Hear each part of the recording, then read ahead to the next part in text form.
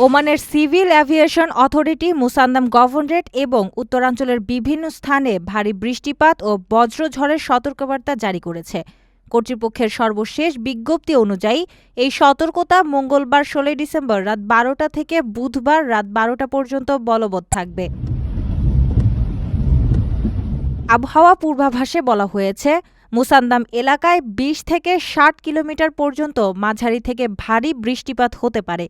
এর ফলে ওয়াদি এবং নিচু এলাকাগুলোতে আকস্মিক বন্যা দেখা দেওয়ার প্রবল ঝুঁকি রয়েছে।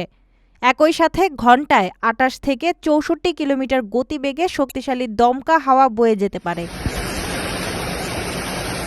এছাড়াও মুসান্দাম ও ওমান সাগরের উপকূলীয় এলাকায় সমুদ্র উত্তাল থাকার এবং ঢেউয়ের উচ্চতা ১.৫ থেকে ২ মিটার পর্যন্ত পৌঁছানোর আশঙ্কা রয়েছে। বৃষ্টির সময় দৃশ্যমানতা কমে যাওয়ায় সড়ক ও নৌপথের চলাচলের ক্ষেত্রে প্রবাসী, স্থানীয় বাসিন্দা ও চালকদের বিশেষ সতর্কতা অবলম্বনের পরামর্শ দিয়েছে কর্তৃপক্ষ।